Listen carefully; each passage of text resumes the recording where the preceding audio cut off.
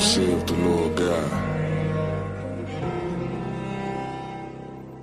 Unto these bones, behold, I will cause breath to enter into you, and ye shall live. Seen a man rise from the dust, shit glorious in my sight. Never yield, I'm indebted to that old Lord Christ. Can't let them colors fly, only blood will suffice. Try to divide my brethren, I'ma put it in his light. Is you gonna endure? Damn right, I need that white gold with them stones. Look like gingerbread and ice. Shit, the time will tell when the bones are healed and we live again. This shit right here for the cold-blooded killers and the gangsters vibe. But the hoes love it, break it for a $5 tee. Spend a whole 100, no stunting. This is for the niggas that need more money.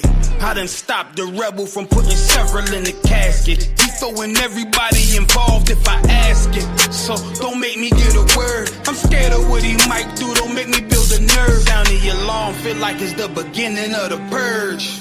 Look, it's like I'm all out of options. Hard being a killer with a conscience. Ginger ale and ice with tequila talking nonsense. Cause beef ain't really no beef. Till there's no more sleep, do a drill, we do a drill. Osmos and beat, 2 to the body, 1 to the head, fuck it, on repeat. 1 west, you know them cult leaders around the street. Seen a man rise from the dust, shit glorious in my sight. Never yield, I'm indebted to that old Lord Christ. Can't let them colors fly, only blood will suffice. Try to divide my brethren, I'ma put it in his light. Is you gonna endure? Damn right, I need that white gold with them stones. Look like gingerbread and ice. Shit, the time will tell when the bones are healed and we live again. Life changed with the seasons, all praise to the author. I got a limited power, war with me, why bother? I know Mr. Mayhem in Chicago. Play, I drop shit like a toddler.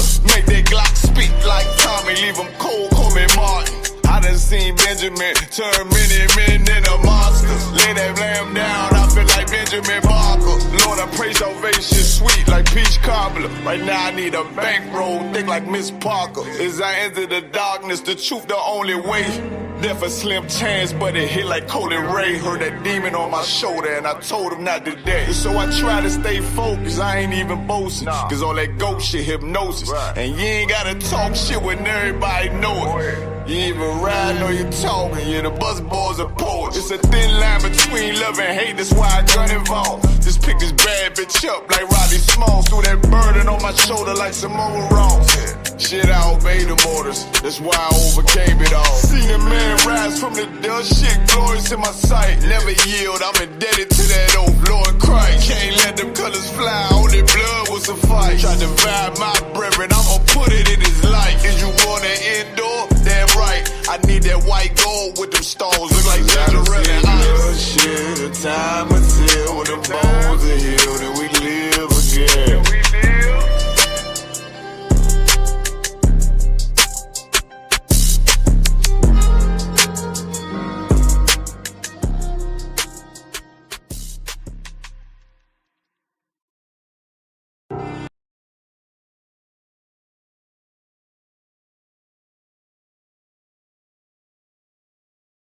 The content provided on this podcast is meant solely for entertainment purposes and should be taken with the appropriate degree of humor and not too seriously most of the time. Listener discretion and understanding should always be advised.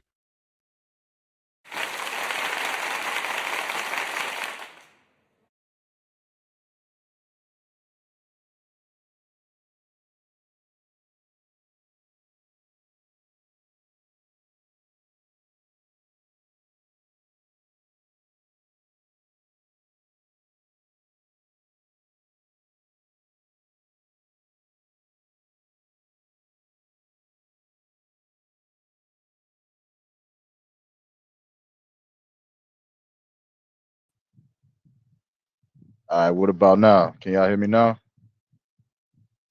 Mic check 1 2 1 2. Let me know something.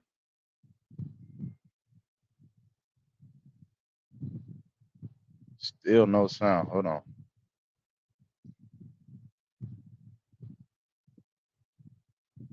Okay, yes.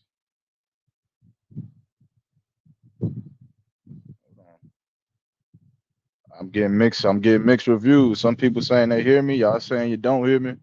Which one is it? You hear me? You don't hear me. You hear me, Rachel? Okay, Rachel says you hear me. Says you heard me. I think they just fucking with me.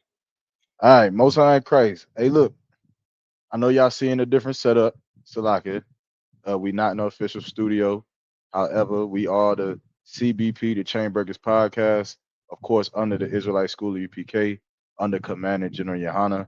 This podcast is presented to you by myself, the Javelin, of course, and as well as my co-constituents, Officer 1000 Thawan. He should be joining us shortly. And Officer 500 Makawa. We'll see if he tunes in tonight. The point of this podcast really, man, is for us to show and share and dialogue with brothers and sisters in the world who, don't usually get the opportunity to see us in a more informal light. If that makes sense. A lot of times you see the Israelite School of UPK and you see us with our business uniforms on. You see us at work, at camp, battling, doing lectures and destroying every ideology that has ever graced the face of the planet Earth throughout history. And so when we're doing that work, a lot of people get their notions that, we're an extremist group or a hate group. Or I think we drink blood all the time. I think that's what people think. We kill cows and just drink the blood all day because you don't know us. A lot of these brothers in here are, professors, doctors, lawyers, businessmen, family members, sons, fathers, husbands, all kinds of things that the brothers in here are, that if you've seen them regularly, you would not think that they drink blood. So the point of this podcast is for y'all to be able to come and dialogue with us. If you have questions about the Bible, if you have questions about the school, the history of the school, why we do what we do, why we talk the way we talk, why we dress the way we dress, why we walk the way we walk, this is the podcast to be able to answer all of those questions. Again, you read the disclaimer. We do make jokes up here, so just be mindful, be an adult. Sometimes we say things, but it's just a joke, so don't take it too hard. Um, Tonight's show, y'all see the title. The SPLC is funding the KKK. Now, we're gonna talk about this tonight, if not all night. We got a couple topics that we're gonna go into. I got a guest that y'all seen before. I'll bring her back on here in a second before she falls asleep on me. But we're gonna get up here. She got questions, we got topics, she got a couple things that she wanna bring out that she's doing in the city of Durham. So shout out to her. I'll allow her to introduce herself again and explain exactly what she got going on. But again, before we do any of that, I do want to make sure I do a shout out to the Nashville, Tennessee cookout that's coming out. If you have not already, make sure you get all the information you need to make it to the Israelite School of UPK's cookouts. These cookouts are held every year in 4 or 5 major cities following the Passover. I believe last year was Fayetteville, Chicago, New York, Houston, and then Southern California. This year, we know Tennessee, New York is definitely always going to be one. That's Jerusalem. And, the other 3 or 4 will come out later. But make sure y'all do what y'all got to do to make it to those cookouts. And without further ado, I'm going to bring up our guest, Miss Rachel. Let's see what we got. Let's see what kind of technical difficulties we going to have right here. Is it that bad? Is Man, it look, that bad? Satan be messing with us, man. They do not be wanting us to do anything on this show. Hold on. Did I make it? I make it. Hold on. Let me see something. Okay, I'm on the screen. I think I'm on the screen. Wait, can you hear me? I can hear you. I can see 2 of you. You coming from all different angles. That's how we do. Coming from everywhere. Hold on. Let me try one thing and just tell me if you can still hear me or not.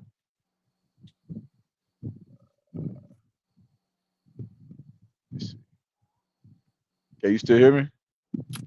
Still got you. I bet. We're good to go. What's going on, man? What's your name? Where you from? Tell the podcast a little bit about who you are, what you do. Rachel Linnell with the you from Durham, just trying to do what we can to bring the city together and make some changes, some positive changes, bring people together. Even if they don't align all the way, we're stronger together as a people. We can get more things done. This Sunday, April 26th from 12 to 4 p.m., we have our cookout and conversations in Hoover Road. So we have Mozzie, Show Enough Seafood, Let's Eat Soul Food, Big Mama's Legacy, and I'm smoked out of Durham, and we're gonna be feeding everybody for free. We got a bouncy house for the kids. We got cotton candy, snow cones, face painting. We got organized sports coming through there, and again, we're gonna be doing all this in Hoover Road. And we're going to be lining the block with resources. We have a bunch of 501c3s and nonprofit organizations coming through to do the work that they are trying to do and connect with the community. And we're just trying to give them a better platform to be able to do that. We're also trying to get some work done here in the city. We had some issues and DHA properties, a long list of things, but my specialty is kind of potholes. So this is what I'm going to be focusing on. But we'll get into that later. That's what I got going on in my near future. But we got a lot of stuff coming up for the rest of the year too. So just stay tuned. Potholes. Potholes is funny, Hey, right? hey, I'm on it. I got the solution too. Don't play with me. Hey, real quick side thing. I know y'all so y'all can hear me in the chat, but tell me if y'all hear me well. Like, is this can you hear me good or not? Or do I need to try something different? Just let me know how it sounds. But all right, so potholes now. You mentioned the cookout. The cookout is where this Sunday? This Sunday from 12 to 4 p.m. Hoover Road, right there by the park where the kids can play. We're gonna have the bouncy house and all that stuff set up.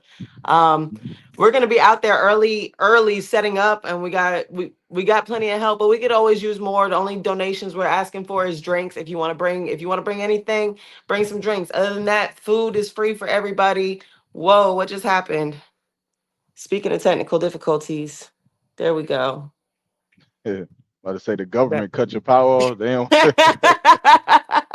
It went dark over here quick, right? Yeah. Turn that shit down. Okay. And you said we could bring drinks, like No, I'm drinks? asking for drinks for like the community, for the kids Yeah. and stuff. I Oh, can't for the tell you what kids. you can't bring or what Yeah. you should bring. We're not gonna be Yeah. serving nothing, but I yeah, got you. yeah. I was gonna bring some Coke Kool-Aid. That's what I was gonna bring. Oh, we need some Yeah. Coke Kool-Aid. I heard it comes in two Yeah. different flavors. Yeah. Brainwash and Coke Kool-Aid is straight lamb's blood everywhere. That's the tasting we need to have. You keep trying to taste test some damn tequila. I want the Coke Kool-Aid. You want? Hey, give it the most high and crazy. Everybody need the Coke Kool-Aid in their life, man. I'm gonna bring some next week, man. We gonna make some. I'm gonna get with Tabawan, and we gonna make the Coke Kool-Aid. If you have not got the Coke Kool-Aid, look, when y'all go to these cookouts in the UPK, when you go to the Passover, you gotta find the Coke Kool-Aid. It ain't gonna be easy to find. It ain't gonna be something you can just get. Nobody knows the recipe. It's a secret because obviously it has lamb blood in it. Yeah, Coke Kool-Aid, Shep. Yeah, he probably too young. Shep don't know about what was that guy's name? About to say Charles Manson. What was that? Was that him? Was it Charles Manson? He's What one of was the? them. Somebody tell me in the Dahmer. chat, man. It won't Jeffrey Dahmer. It was the leader of a cult, and he unalive like everybody, everybody in his cult That's because he what they made them. usually do. That's Yeah, why people side eye Colts. So when you over yeah. here promoting the Colt, you got me promoting the Colt, got all my friends trying to join the Colt. Hey, Jim Man. Jones. That's who it is. Yeah, Jim Oh Jones. yeah, Jim yeah. Jones made this Kool-Aid and unalived I don't know how many people.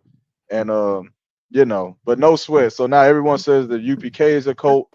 They also say that we're a hate group. Now we're gonna get into that too, right? The SPLC says that we're a hate group, but no sweat. Since we're a cult and we're a hate group, I'm bringing the cult Kool-Aid to every event, and it has lamb's blood in it. And if you believe that it has lamb's blood in it and you don't want to drink it because you're a fucking idiot, then just don't drink it. Just continue being an idiot Ryan. and claiming that we're a cult while we drink all of the lamb's blood and have a great time. But no sweat. You mentioned the cookout. I know this is this your first cookout or did you do No, one so we before did this? Cornwallis. I think that was March 15th. It was awesome. We also got the mobile thrift bus that comes out and gives away free clothes to everybody. We had senators out there. The mayor came out. It was a couple city council members. So it was definitely the right people are in the room. If you have ideas for the ways that we can find solutions, a lot of people were giving me shit before. They were like, how's a cookout going to solve our problems? And I don't expect the cookout to solve the problems, but what we need is conversations, and we need to start working together to figure out what is the solution? I don't think any one person knows what the exact right answer is, but I think if enough people come together with the same mindset that we want to see something change, that's where we're going to find a solution. So that's the whole concept there. And like I said, the right people are going to be in the room where if you want to make some noise, that's where you can do it. You can have these important conversations with important people and amongst your peers, because I guess my biggest thing is that we need to start making more room for politics within the community if you actually want to see something change, because politicians love to say, meet me at City Hall, meet me at City Hall, but City Hall is not and has never really been structured for debates with the people. This is where you're supposed to present solutions, but nobody's really on the same page when we all just show up at City Hall on our own. We got to move as one accord as the people if you want to reclaim the power and make these motherfuckers fix potholes and, bring DHA up to livable standards and all this other stuff. We got to get on one accord first so we can hold them accountable.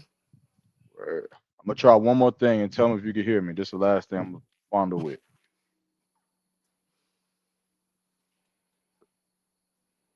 Nope. You lost it. You had it, but you lost it. All right, that's what I figured out what the issue is. You still ain't got nothing. I need to switch these mics. I'll do it when Top One gets in. But Nope. no sweat. Nope. Wait, you still can't hear me? You still can't hear me? Hold on. You should be able to Don't hear hear me. nothing, big dog. Nah, you should be able to hear me. Hold I don't know what you did. Talking about you only got one more thing to do. Now you got some more things to do. Nah, you can hear me. You talking? I know you talking junk, but we can't hear you. So go ahead. Nah, y'all can hear me. Shit Shep right now. said he You can hear still me, talking man. and we can't hear you. Man, this is crazy. Hold on. I'm elite now. Hit undo. Undo whatever you just did. Undo all of that. We can't hear nothing. Oh, now it's the Rachel show? Okay. Can you hear me now? You back. Nah, it's something on your end. Turn No, your we still volume can't up. hear you. I know y'all I can don't hear know what me. you did. I don't know how this supposed to work. Hold on. Everything that I'm getting is saying you can hear me. I've been tequila tasting at home today, and now you doing all of this. I don't know what you expect from me. Hold on. But we can't hear you. We ain't got nothing.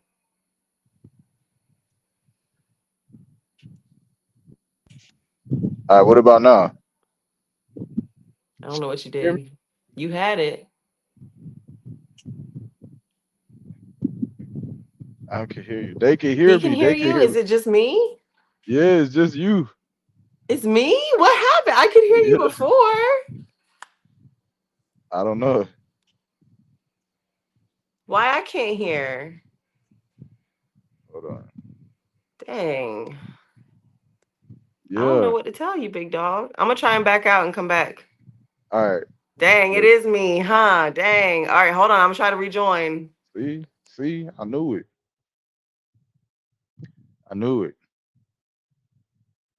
But yeah, man. Make sure y'all get y'all Coke Kool-Aid, man. Find it, get it. It's great.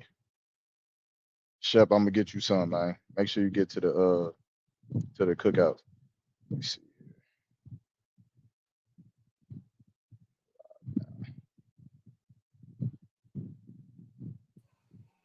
All right, can you hear me? Okay, I can hear you. Okay, got me Yeah, looking it was. crazy. Hold on, let me remove that. All right, you good to go now? Okay, yeah, I can hear you now. All right, yeah. Don't ever blame us, man. It's you. You the No, problem. you did something. My thing was working until you said, "Let me do this," and all of a sudden I can't. You did something to it. That was not me. Don't do me. So, oh man, my bad. The Diana Salaga. I know I still wait on the shot glass. I need somebody to make the shot glass for us. I'm too late. I can't do everything. Somebody I got to told you make I the got the shot glass. cricket. You got to show me how to do it. I help you with the merch and stuff. Oh, you can make the shot glasses. If you show me how to, I got this thing. I don't even know how to use it. Well, I know how to like print and cut the vinyl and stuff, but I ain't never put nothing on glass. Let's just put it on the glass and doing a little squeegee shit, right? I don't know. I'm That's what I'm guessing. saying. I need So you know somebody I to have make to these watch some shot glasses. YouTube tutorials before I start volunteering to do stuff. Yeah, TikTok is the new YouTube. Get on You TikTok right. to teach you how you to do right. anything. See, TikTok. it's not Lord Christ. Kaladiza was going down. But my bad. Did I ask you this though? I was asking how did the first cookout go?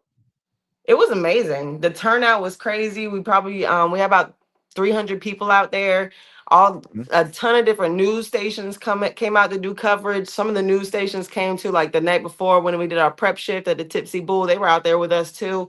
We were in the kitchen at the Tipsy Bull from 9 o'clock at night to 5 o'clock in the morning, and then we were out on the field doing setup at like 7 a.m. So we were going for like 48 hours. Everyone who was there worked their motherfucking asses off, and that's why like a lot of people were like, oh, they did this for attention, they did this for Facebook, and I'm just like, bro, I can think of like 4,000 easier ways to get attention on Facebook than to work for like 48 hours straight. Feeding 300 people is hard. That's a lot of work. It was worth it. It was beautiful. It was absolutely like those kids were so happy. Like seeing the kids on the field in Cornwallis. I've lived by Cornwallis for a few years now, and I've never seen the kids on the field.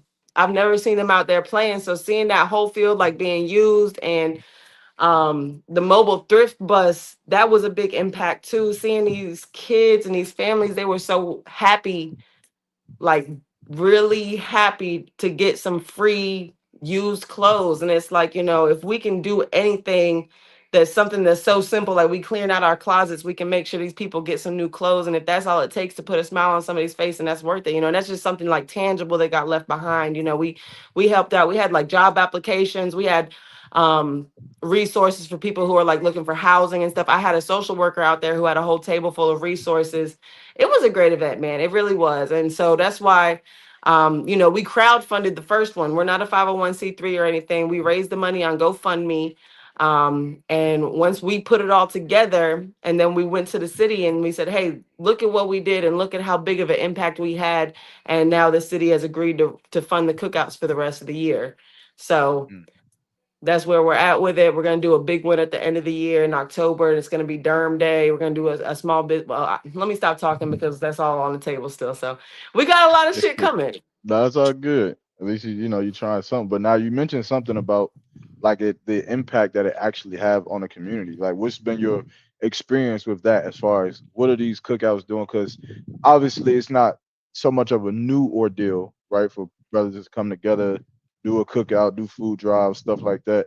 But where are you at with it as far as seeing the impact and inspiring a change in the people that you're supporting in these communities?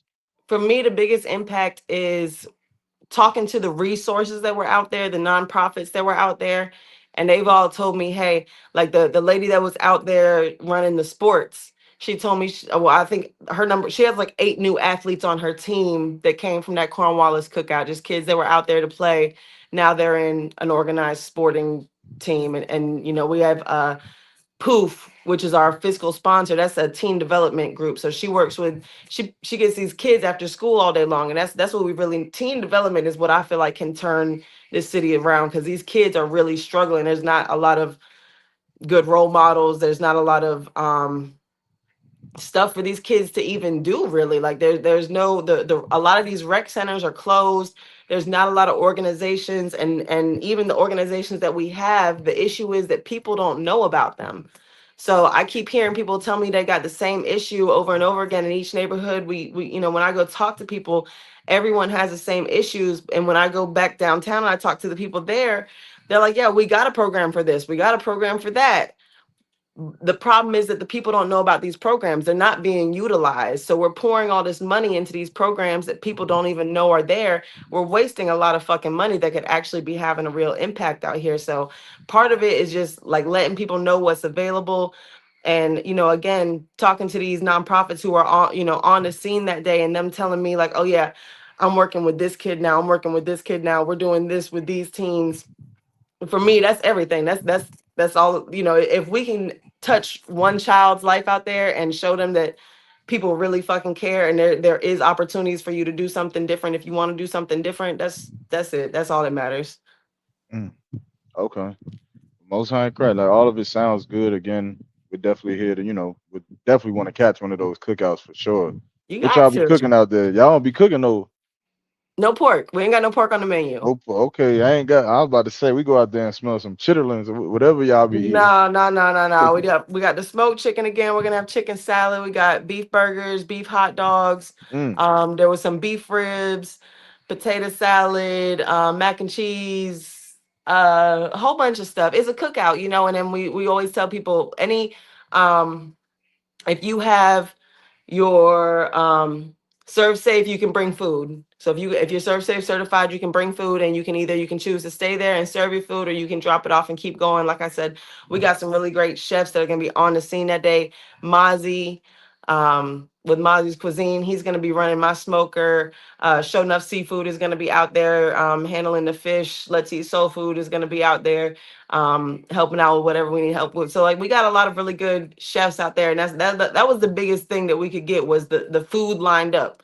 Those chefs volunteering their time is what made all this possible within the budget that we're working in, because usually food is the most expensive part of an event, minus the venue. You know, that we're going to the housing projects to do the event, and the food we got covered. So other than that, all you can do is say where are the resources at. All we need is the nonprofits to come and do the work that they swear they want to do so bad. So we setting the stage up. The food is there, the people are there, the activities are there. You just got to come work. You know, anyone who wants to get involved in the community, this is your opportunity, and you don't need my permission to come out there. Like, bring your own table, bring your clipboards. Sunday, we're in Hoover Road from 12 to 4. If you want to work with the community, come do your work. Like, it's an open invitation. There's no fee for y'all. There's no cost. The opportunity is there. So that's all I can ask is you come do the work. Now you don't have to answer this question. I don't know if you even want to go into this, but when you started doing this, right? I believe you had mentioned something about getting some kind of pushback, some kind of backslide or anything like that. You could, if you want to answer it, you can. If not, you don't have to. But would have been like, Honestly, uh-huh. it's funny. The pushback really just came because it was almost unprecedented. Like people come to these neighborhoods and they feed people all the time. Like Mm. people do this stuff. Like, I'm not the first person to throw a cookout, but it was really the scale of the way it was happening, the way it was being advertised on Facebook, the number of people who showed up. And again, usually this is like something that's orchestrated really far in advance. And so, the permits are already filed, everyone's in the loop and everything. And that's not how this got started. This got started because there was a slew of shootings in Cornwallis. They were shooting back to back to back. And we were like, damn, we got to do something. And I'm gonna be honest, a huge motivator for these cookouts that I haven't really told people about is your mayor was talking at city council, and he was basically saying like these social media solutions aren't it. Y'all got to come down here in person, and I was like, shit, I bet we can do something on social media. And at first, we were planning on throwing a party at city council, and then we were like, you know what? City council is not where it's at. Let's go to where the people are. So that's really how it started, and the issue really arose just because it was so last minute that the city system wouldn't let us file a permit. So I had to go to Facebook, like, dang, we want to have a permit, y'all, but the system literally won't let us do it. And so we got pushback from the city here and there, but they also kind of fell in line too once they realized the impact it was already having, just like with people supporting it, on the internet, how excited people were to see something like this come through. And initially they tried to charge us to use the rec center, which was crazy to me, and I didn't even announce it on Facebook. I sent a message like, yo, I'm about to announce it on Facebook, and 30 minutes later they decided they weren't going to charge us anymore. So that was funny. um Mm. but that's something that we got to address. Why are we paying to use these community facilities in these neighborhoods that need it the most? Like, I can understand if somebody was trying to throw a birthday party or something, but people aren't really trying to throw birthday parties at the Weaver Street Rec Center. That's this shit should be available for us to use. And DHA gets part of this program through HUD is that these housing authorities are supposed to be investing in resources and opportunities for the residents. And that's not really happening with DHA.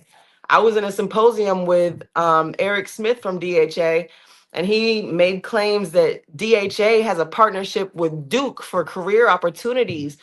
And I checked DHA's website, I checked Duke's website, I asked residents, I asked ChatGPT, and nobody knows about a partnership with Duke. So it's like, I don't know what's going on, but it seems like either people don't know what's going on or they're intentionally misleading the facts, you know? Mhm.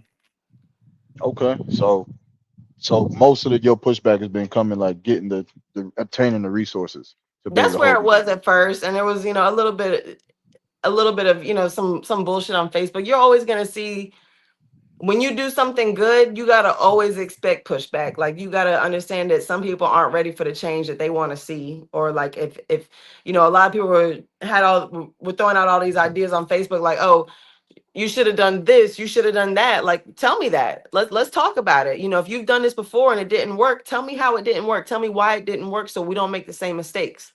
I didn't come in swearing that I know how to fix this. I know how to do this. I don't know how to do this stuff by myself. It's a blessing that I have the team around me that I do.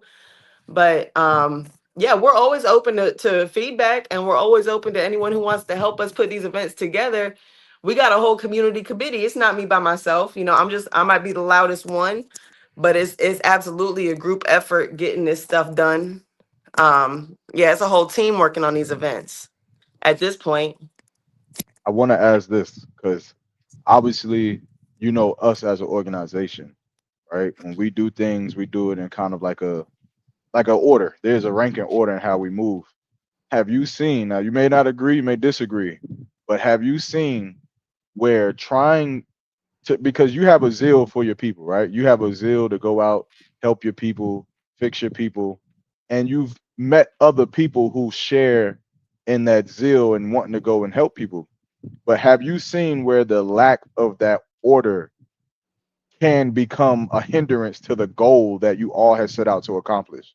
For sure. And like honestly, with these events, it's like I said, it's literally been a blessing because we kind of just moving on a hope and a prayer that everything would come together, and everything did because so many people stepped up to the plate. But it's, again, trying to figure it out. The lack of organization is definitely like our biggest struggle.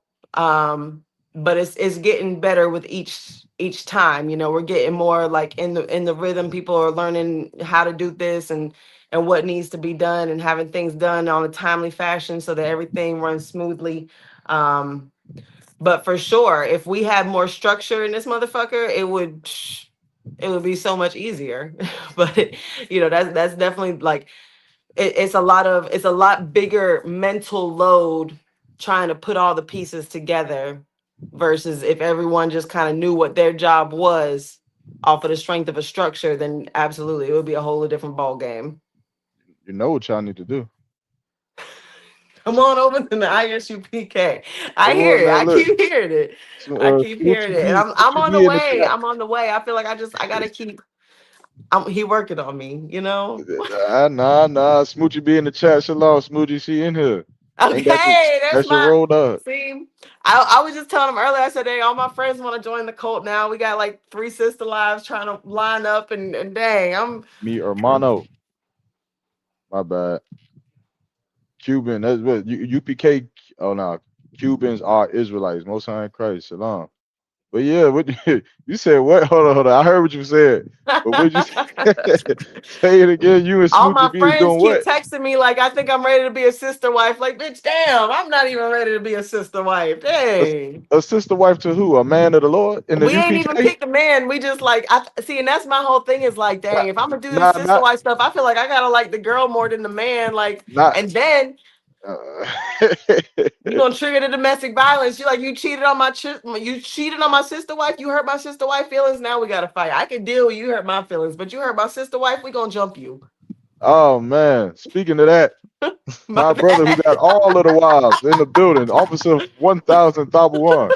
Shalom, Yeah. y'all watching Qatar. Yeah, but What's going sister, on, bro? yeah, Salagi. That's Shalom, why he sis. How was you late. doing? What's He was going late. on? What's going on? He was My late because he bad. had to tend to all of his wives, all 10 of them. I Nah, figured. That's what I Salakia. heard. Pardon me for my lateness. You know what I'm saying? I had to get myself together. You know what I mean? But again, good to be back. Salakia, I ain't mean to interrupt. Nah, you ain't interrupt, man. She was just telling us about how all of the women in Durham is about to join the UPK and get them a husband, and they're Really? gonna finally stop killing each other over jealousy over a man that obviously can take care of of all of them. Okay. Just send me about 20. I think that'll be Obviously, good. all of them. I mean, let me rephrase it. There are certain brothers Yeah. Okay. in this school that are trained by Commander General Yohana that Okay. is more than capable There you go. of growing this nation to the heights that it needs to get to. Officer Tabawan is one of them. Nah, I'm playing. I'm I not playing. He mean, is. He is. like He's you a wild said, yeah. brother. Con. Careful, Let you me see. or not. This brother said, "Wow, that sister is beautiful." Hey, No. put in your request. Call the camp leader. Not y'all auctioning me off. I'm crying. That's Auction is crazy. crazy. That's crazy. Let me see. Both Sis said sides that's quite cards. not quite how it works, but I get it. Yeah, man. Sis, it's a bittersweet thing when you got ribs that like each other, not like each other like sexually, nothing like that. But Yeah, I we don't mean, do like that. they get along, like they have a love for each other because it's fine because they don't fight each other and they can go to the Passover and sit together, wear the same color dress, and Con. it's cool. That's how I would need it to be. Like I would have to have like a good relationship with the other women. Like I couldn't Really? absolutely. It couldn't be no Ooh. like Well, see, it's good in that moment, but then it becomes terrible when you out trying to get another rib, and they like, is we y'all gonna with jump you? you. Exactly. Is Right. That's what I y'all with was you? Y'all saying. Mark told me he was taking you to the store. You mean Right. he's like he told me he was with you at the movies. Where's Right. this nigga at? Uh, Exactly. That's exactly what I see. we Y'all gonna gonna go to bring it out of council. me. We're gonna be I in do so council. I'm good. gonna I send a haven't. StreamYard link to all 10 of you. Just Right. first of all. That's kind of ill. I can't front. That's kind of ill. Being on a StreamYard call with your ribs. I can't lie. That's ill. I'm a I you would. know what my answer gonna be, right? You know what my What? excuse gonna be? I'm gonna say, What? first of all, I didn't tell neither one of you. I'm different people when I'm all with all of you. I'm a Right. That's a different fact. person. You That's a all are fact. married to one man, and That's a he's fact. multiple different men. I don't even See, I'm understand not why this this is a mature thing. yet. I'm not this mature. I, No. I don't I don't see why it's even a difficult thing for sisters to deal with in the grand scheme. I mean, I think isn't that common? Like don't in most women's lives they've dealt with a man who was dealing with other women. You know what I'm saying? Like it just kind of happens anyway. So I don't really understand why it becomes. I mean, I feel like we do it in a way that we're not lying. I feel like the worst thing about like getting cheated on in the world is the lying part, and we don't do that. So I feel like it's The much more we don't do that palatable. thing is it's woo. It- You I'm gotta sorry. have a lot of faith. You gotta have a whole lot of faith. hey, faith is what this whole work is built on. Faith, man. But no Ooh. sweat, man. That's not what we talk. Hmm. We can talk about that if you want. But Thabo, just to chime you in, we was definitely going over her cookouts and the things that she's done and some of Okay. the barriers she's faced with trying to gain certain resources. And the Got you. last Got thing you. we were talking about was the backsliding that can take place when you're Hmm. trying to do a thing with a group of people that's not in the truth. And what I mean Right. by that Right. is you're gonna go out and you're gonna sweat, you're gonna suffer, you're gonna sacrifice to get funds together, to organize events, to be at meetings and city councils. And then the second you gain a little bit of notoriety that starts to separate you from everyone else, then the jealousy and the envy in those that surround you is Right. going to overcome the need to be successful in the work that we set out to do. And Right. now Right. you're gonna have a bunch of people that's looking at you like, man, look at this nigga Tabawan. He Hmm. out there talking to the mayor. He out Hmm. there doing this. He calling the mayor by his first name, like Hmm. they friends or something. Well, Right. who the f does he think he is? Right. But we gonna show him. We just gonna ban him, and Hmm. we gonna leave him to be by himself. So and see Exactly. what he does with that. And that is That's a something fact. I'm asking this question because I've seen it before. With different people that I've spoke to that was like minded, like the sister we're talking to, and Hmm. so that's pretty much where we at in the I conversation. got So, like, you. It's like it says. Were you still speaking on it? You were saying something? No, you good. Go ahead. No, I just put just my quick 2 cents again. Like that's such a heavy thing because that's really, we often talk about liberation, we talk about freedom, we talk about resources and so on for our people, but that very thing that Officer Yarmak is describing that we have in the truth is the thing that we need in all of our communities, but we're afraid to get. And I think that we're a little bit disenfranchised. We've seen certain movements that took place, you know, uh, in the 1940s get disbanded. We've seen things, the Black Panther Party basically be infiltrated. We've seen all of these different, you could call them black, or minority liberation movements lose steam for different reasons. But the thing that's consistent with all of them is that they never had any binding literature or a binding spiritual um, basis on which all their actions stem from. So meaning, like obviously Armag is bringing up, guess what? I'm a human being like anybody else. Am I capable of being jealous? Sure. Am I capable of having envy? Absolutely. But I have what me and Officer Armag share is that we believe in the truth. The truth mandates that I cannot be envious of his brother. I can't be jealous of his brother. So if he's doing something that benefits our school, I have to commend him, period. I can't, backslide and say, well, it should be me. Well, I should be the one. Why I always got to be javeling this? I can't do that. That's literally because then now I'm damaging my relationship with God, with the Most High, by being unbrotherly to him.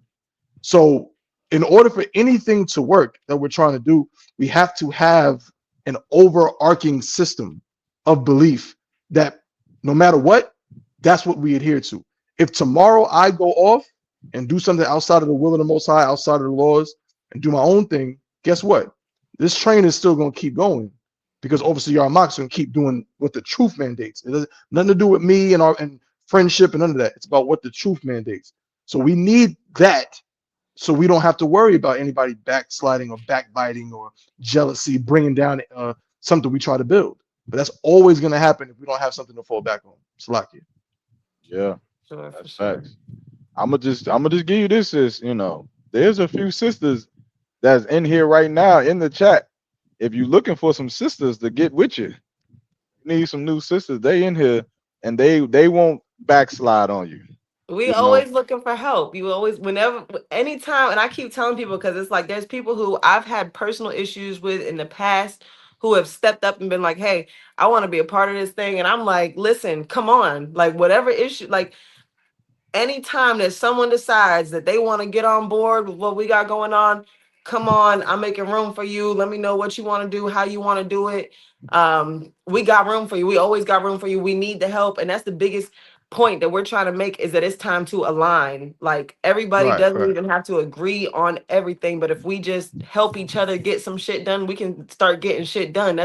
We got Mm-hmm. 10,000 nonprofits in this city, but they're all pulling in different directions. So there's no real sense of unity, there's no real sense of urgency and structure, like you guys said. Like that structure is so important and that's what's missing. And we definitely, you guys help me with that, like being able to like just observe you guys.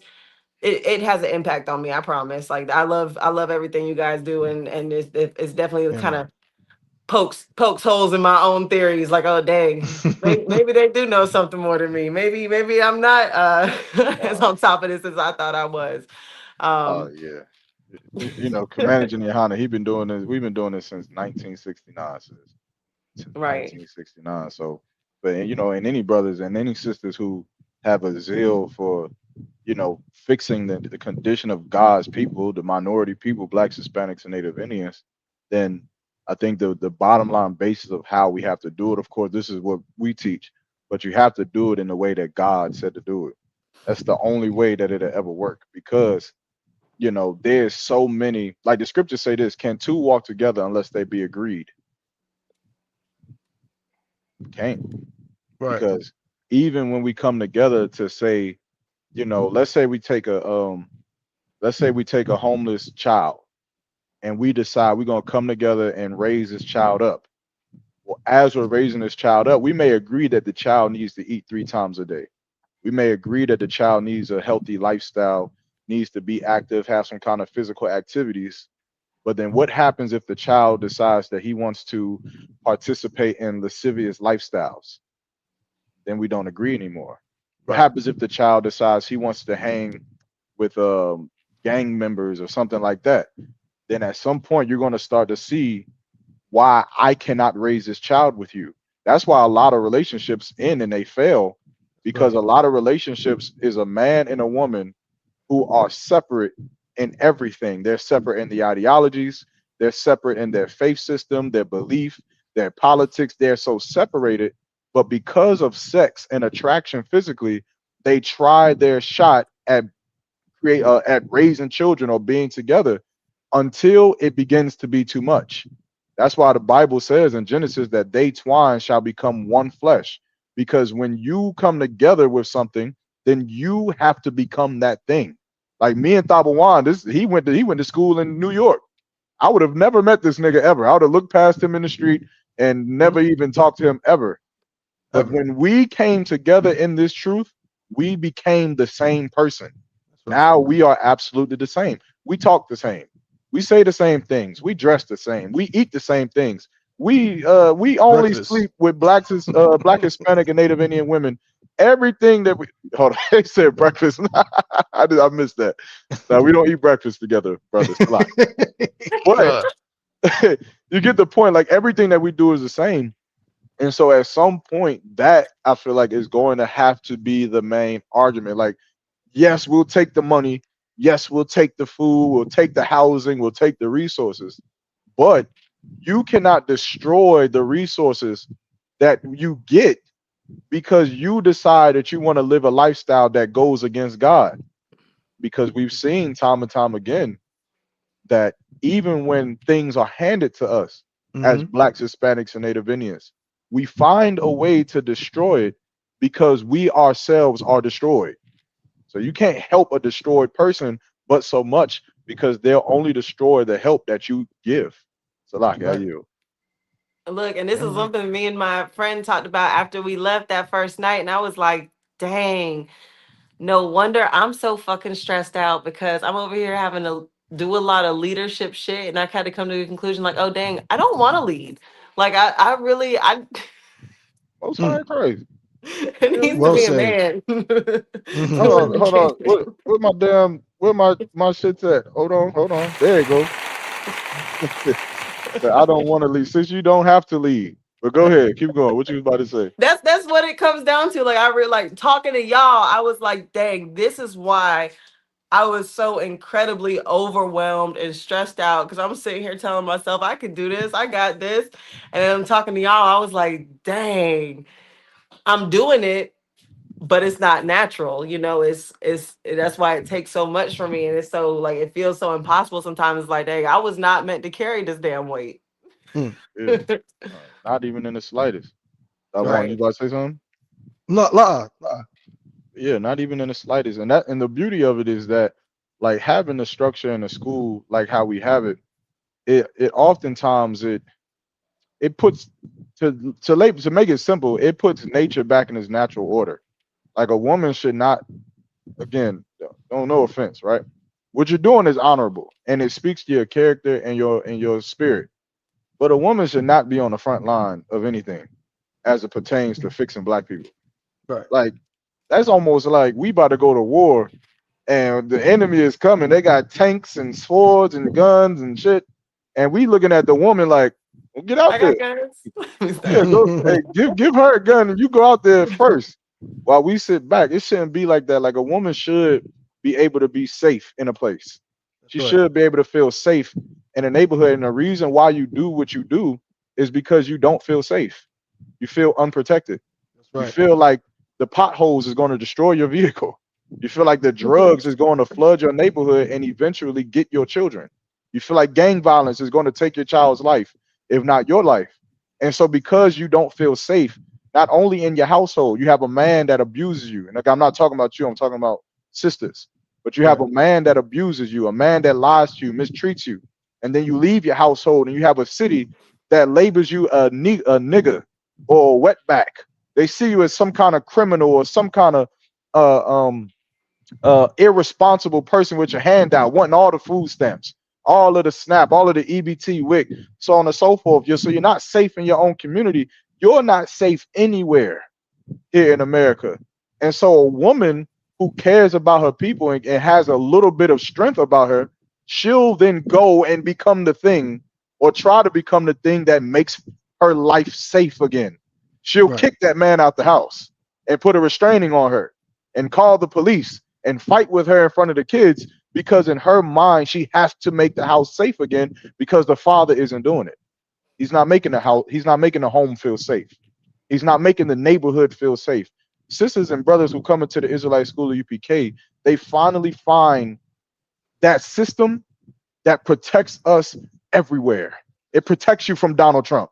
It protects you from the state senators. It protects you from the Congress. It protects you from the police. It protects you from your own husband and your children inside of your home.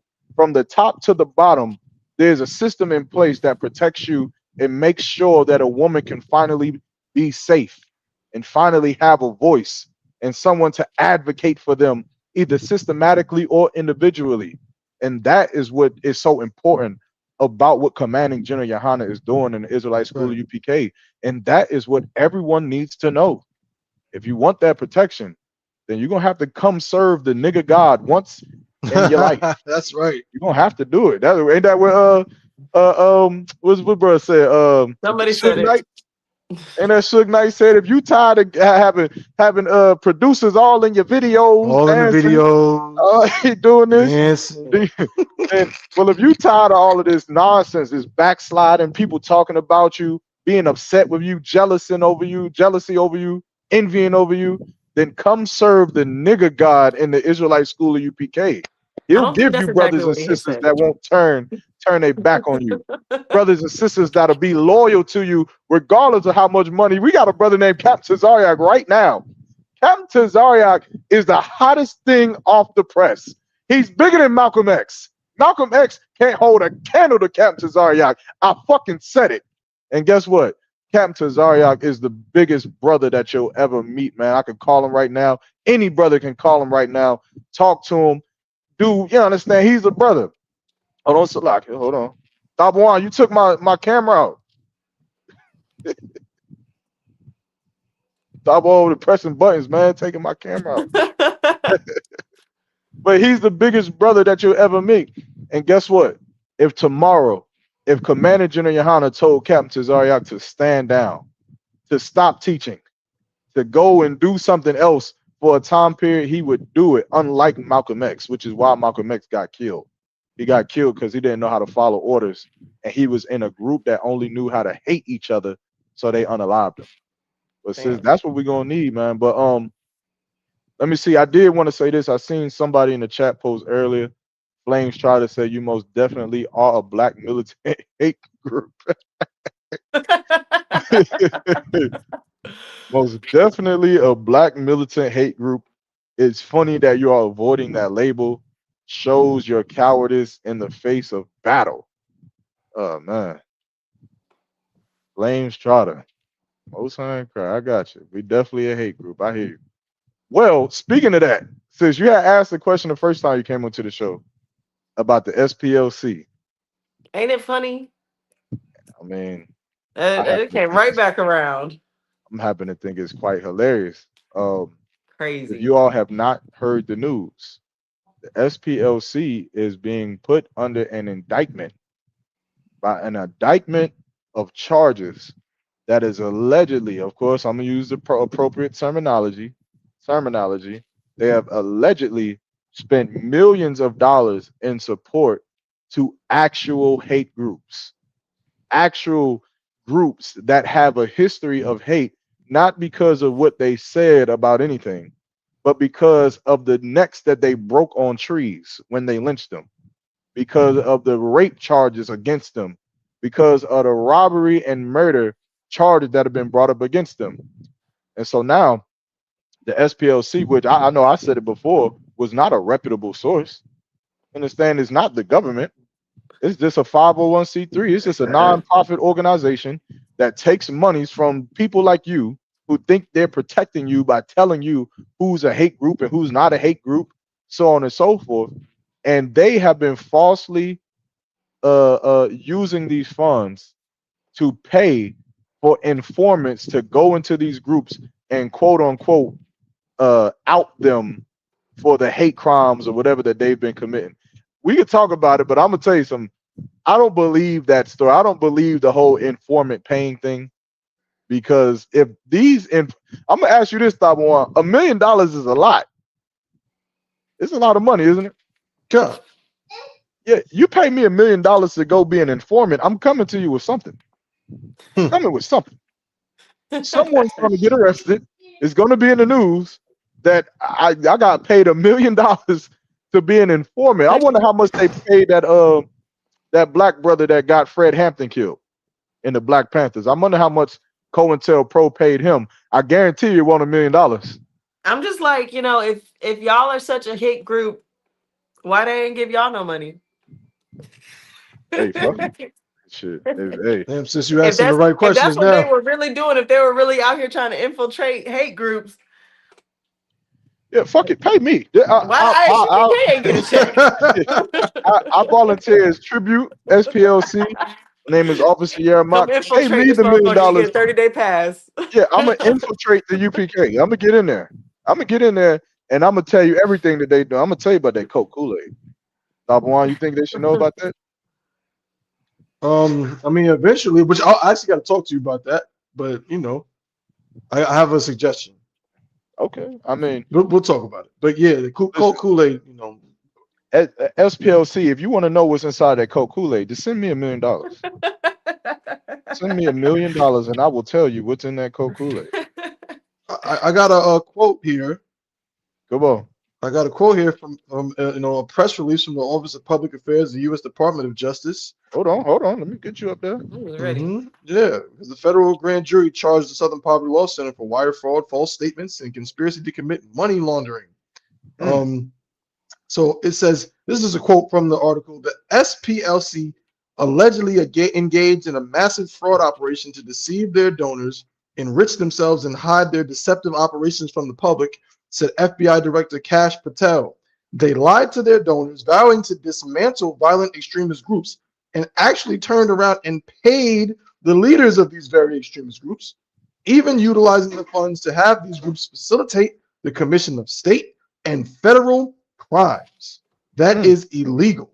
And this is an ongoing investigation against all individuals involved. Well, damn. And I want to know how many people. I want all the people, bro. Salakia. Come on. But you said you brought it out like 2 weeks ago. The SPLC is not a government entity. They're just a nonprofit that say what they say, and that's it. But here's the thing: it goes back to black self-hate. It goes back to, as the scriptures say, envying the oppressor.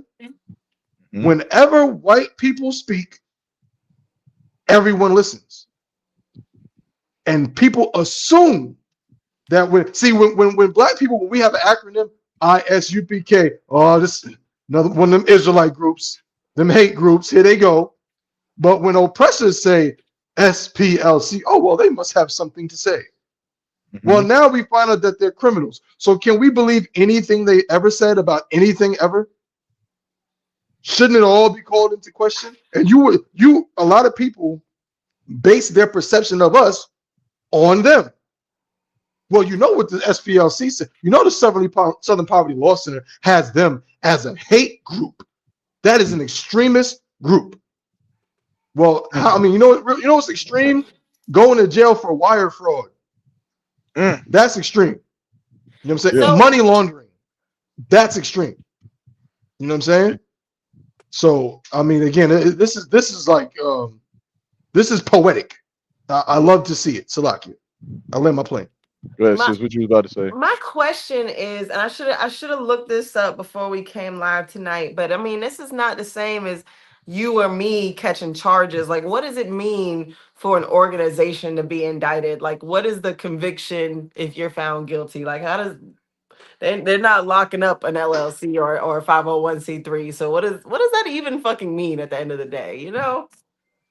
Well, I believe that the people, the investigation is going to find out who was responsible for these things. Mm-hmm. So they're going to go to from the top down, which is Mm-hmm. why Commander Jimmy Oh, so you Hunter, think somebody's gonna end up in jail is what you think if everything goes if through. if the white man is very crafty, so I'm sure that he'll find some way to Got slither out. 5,000 years of probation. Yeah, he'll slither out, and somebody will sign an NDA, and somebody's gonna get paid millions of dollars and stuff It's all like gonna that. go away. The point that we're trying to make with this is that don't try to say that the SPLC was all peaches and cream, and don't act like you're surprised as if we haven't been telling you this since the 60s. Look, We've y'all been starting to telling you make more this. sense every day. Yeah, we've been saying this. We've been telling Commander Jimmy Hunter been telling you about Diddy. We've been saying it about about Diddy, and now that Diddy is under, now everybody wants to act all insane about it. Listen, you better start listening to Commander Jimmy Hunter. I'm trying to tell you. When he tells you about the wars that's going to happen, when he tells you about what Iran is going to do and Ukraine is going to do, and tells you how your life is about to change, you better start listening. Because the reason I knew that the SPLC was bullshit was because I learned from him. I Right. didn't come up with that on my own. I learned that directly from him. He said it, I believed it, so I said it. And then, like a true prophet, his prophecy came to fruition. It was fulfilled that the SPLC is not peaches and cream. There's something to be watched. There's something to be investigated, to have indictments brought on them. And the judicial system is about to go to war with the SPLC. They'll go to war back with them to try to prove their innocence. But we all know that at the bottom of it is that the oppressor is just the devil. He can never do anything clean. He has to infiltrate. He has to pay millions of dollars to have someone act like they're in your group, to go in your group and infiltrate. A lot of you SPLC infiltrators is in the UPK. You in here. You in here right now. Me and Tabawan be talking about you. We be looking at you like this nigga doesn't know that we know that he is an informant. We know because General Hyman knows you're an informant. He's looking at you at the Passover like, yeah, you're the one.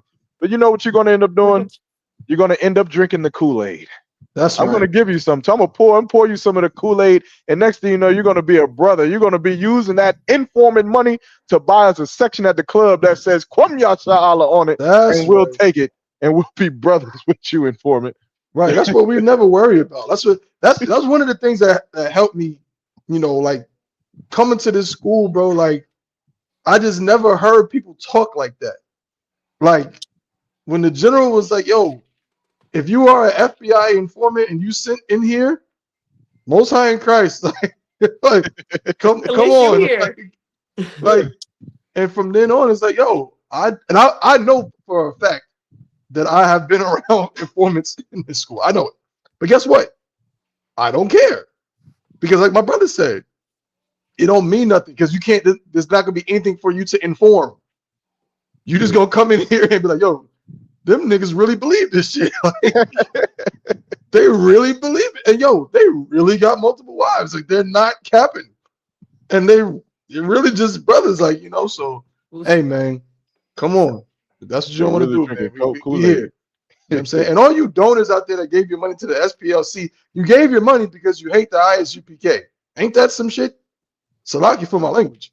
You gave $3 million because I can't stand them Hebrew Israelites. Well, really, you should have been worried about them other folks. You should have been worried about the SPLC. They a hate group. I think it was more than that. I think it was more like 125 million annually. Damn. It was 3 million. You talking about funding the KKK? Nah, how much the donors is giving to the SPLC. Yeah, they getting like 125 million annually per year. Tragic. I bet if they giving 3 million to the Klan, they gotta have some bankroll somewhere. Yeah. No sweat. No sweat.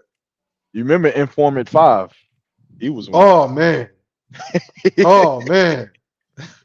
That was a lesson learned. Like, hey, look, we learn lessons too. I learned from that one. I learned a lot from that situation. Inside joke though. Inside joke. Y'all don't know what's going on. Yeah. But yeah, man. But no sweat, man. Moving on. So that's the SPLC, of course. If you want to, oh, matter, I forgot to play the video. So like, hold on, let me play this. Yeah, I saw the indictment yesterday. I saw the acting attorney general. Can y'all hear it? The volume's real low. Okay, hold on. Tell me if it is still. Yeah, I saw the indictment yesterday. I saw the acting attorney general. What about now? It's still low, but I can hear it. I wonder why that is. Hold on. Maybe it's just me. An FBI director do a press conference on it. It was quite shocking to me to learn of the egregious violations of the law the Southern Poverty Law Center was committing. And I think that's a story that should be on the front page of every newspaper in this country because they've obviously been duping their supporters and the American taxpayers for far too long. It's a criminal organization, clearly, and that's not our DOJ saying that or Todd Blanche saying that. That's a grand jury indictment.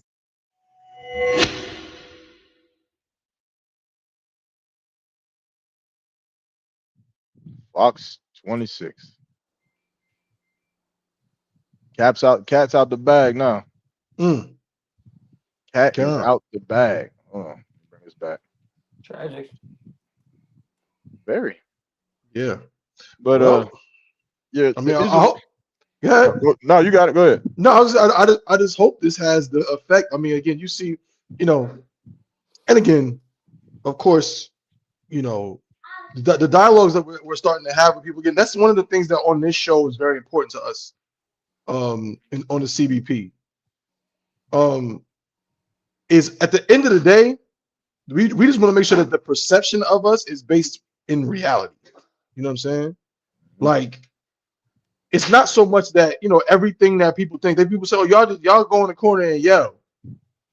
I mean, kind of, yeah, we do that too. Like there's something to that. We do be on corners and we do speak very loudly. Oh yeah, like y'all be reading out that Bible, and that's true. We read out the Bible, but there's other elements, there's other aspects to what we do. There's nuance to what we do. There's idiosyncrasies to what we do that people are just not privy to because they just read what's in an article. You know what I'm saying? Or they go to Wikipedia. You know what I'm saying? Now again, Wikipedia, we know Wikipedia, you can't really trust it anyway, but people will go to Wikipedia and see that it says, oh, they're a hate group according to the Southern Poverty Law Center, and run with that. But we'll not talk about the cleanups that we've done in Cornwallis, like randomly, like brothers, grown men going out there with brooms and you know what I'm saying, and leaf blowers just to help clean up a little bit. You know what I'm saying? The food and clothing drives we've done in Cornwallis, the food and clothing drive and march that we did in McDougal Terrace, and the other things we've done in the city and other cities all throughout the United States, the work that we've done in the UK. We're a global organization. The work we've done in Canada, in Haiti, Mexico, like none of that. If you go to our Wikipedia page right now, type in ISUPK and go to the Wikipedia page, I promise you will not see anything about the mission to Acuna. Nothing. You won't see anything about it. But why does no one want to talk about that? They only want to talk about, again, what the Southern Poverty Law Center says. Well, now I hope that the conversation shifts and that the paradigm shifts, because as we're seeing, the people who have so much to say about us cannot be trusted anyway. Salaki. Nah, that's facts. And also, people got to be honest about this, because they say that we're a hate group, but what do they use to determine what a hate group is? Right. They say their actions, their beliefs, the things that they say, blah, blah, blah, blah, blah. You go look it up. But if that's the case, then isn't the American government a hate group? Right. Like the president got to be a hate, a part of it, the head of a hate cult group. leader. Yeah, he has to be a cult leader. Because didn't they say there was a war on drugs? That's hate. You hate drug dealers. Right. You hate people that do drugs. I mean, right? I mean, am I tripping? Oh, I get it. My bad. I'm tripping. I get it. Because you see drugs and drug dealers as enemies to America, it doesn't mean that you're a hate group now. So you're just talking about the crimes of the people that are deteriorating at the integrity of your great country. and hurting your children Mhm. and destroying your people. So there's a war on drugs. There's a 3-strike rule that goes against criminals. Of course, that doesn't make you a hate group. What about the Muslim terrorists? Of course, you're not a hate group when you speak out against the attacks by Muslim terrorists and you put airport security on anyone that comes through with a hijab. You're not a hate group then because you're talking about your enemies. I get it. It makes sense now. Ah, shit. But then wait. The UPK goes out on them street corners and we talk about the crimes that are committed against us by our enemies. That's right. That's all we talk about.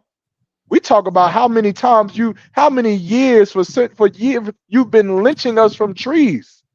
The oppression that you've been putting on us for 400 years. The babies, I mean, we was at camp and someone brought up the babies that they took out of our women's stomach and used for alligator bait. And someone said, yeah, babies, yeah, alligator bait. Whatever. Matter of fact, it was Captain Tazar's debate. And the Catholic priest or whoever the fuck he was debating said, yeah, whatever. Here y'all go with the baby alligator bait thing. And I said, damn, the white man is surely a devil. Because when we bring up the crimes that you have committed against us, that automatically means that we're a hate group. But when you bring out the crimes of the other countries, of the organizations, of the entities that you deem an enemy unto America, that never makes you a hate group. It never makes you a hate group. And see, here's the difference. The difference is America, deems somebody an enemy and they go and bomb them to piss. Mm-hmm. They go and blow them to smithereens. After the Pearl Harbor, America went and sent atom bombs to Hiroshima and Nagasaki that killed countless of innocent Japanese people. Innocent. Mostly innocent. Like 90% of them were civilians. They were damn near all innocent children, mothers, grandmothers. That's right. But America could never be considered a hate group. But of course, we got a Bible and a microphone, and our only claim to justice is that Christ is going to crack the sky open with angels and free us. And we follow the laws. We don't. I get it. We don't sleep with white women. That's what it is. Because we won't sleep with them white women. Now we're a hate group. That hit word, Con. Now you get into it, bro. That's it. Man. Yeah, man. If we smoked weed and slept with white women, and if we celebrated Christmas, they would think that we was the next glorified group. I don't know. They'll probably put us in Black History Month.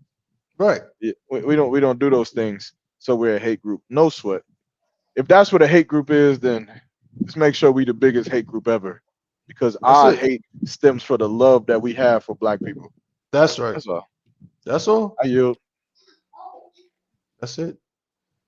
I mean, I think it's kind of like a testament to way the government has manipulated history all along. Like, we got the same history, but y'all tell the reality. People, in school we were told, oh, we had slavery, it wasn't that bad, blah. They breeze by it really quick, and then when you start studying how deep and long lasting the impacts were, and then you start studying what they called good.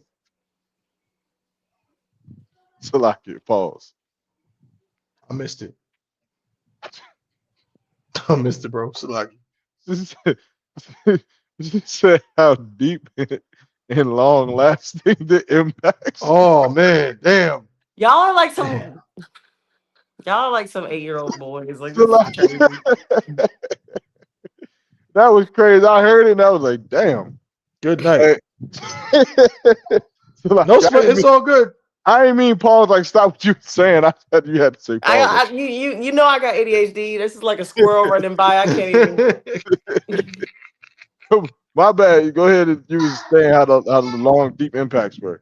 So you look at what happened in Durham with the Haiti and urban redevelopment, and there's a man who is written in history as a civil rights leader. He's from Durham, North Carolina. His name is J.H. Wheeler. This man was the president of M&F Bank. He was the chairman of the Durham Committee for the Affairs of Colored People, and he was one of the 5 members of the Durham Redevelopment Commission. So he owned the bank that owned most of the mortgages in the Hayti. He was the head of the voting power of Black people in Durham, the strongest Black pack in North Carolina at the time. And he was part of the government that destroyed the Hayti. This man did his job so well in convincing 90% of Black people in Durham voted for their homes to get bulldozed under the promises of urban renewal. They were sold that lie by John Wheeler. John Wheeler did his job so well in Durham, North Carolina. He went on to serve President Lyndon B. Johnson, doing the exact same thing to Black hubs all over America. And he's written in history books as a civil rights leader. He has civil rights accolades. And so we use this man to manipulate populations across the world, but he's written in history books as a hero. He's the reason that housing projects replaced homes all over America. And that's kind of just, the same way they got y'all labeled, how they want you to be seen and how they pick and choose. Y'all study the same Bible that the Christians study. How can you be a hate group and they're not? It's crazy, but it's just the way they use labels and the way they write their own history to manipulate things. So it's so deep, and I'm gonna shut the fuck up because sis, if I could, you just saying is absolutely true. We actually did a lecture. Myself and a few other brothers in the school, we did a lecture on some of the history of Hayti. We also tied in some of the history of Stagville Plantation as well. And what you're saying is so right. Is that that's like a tactic the oppressor has. Like, he doesn't do anything without almost creating the framework by which what he's doing is accepted by the masses.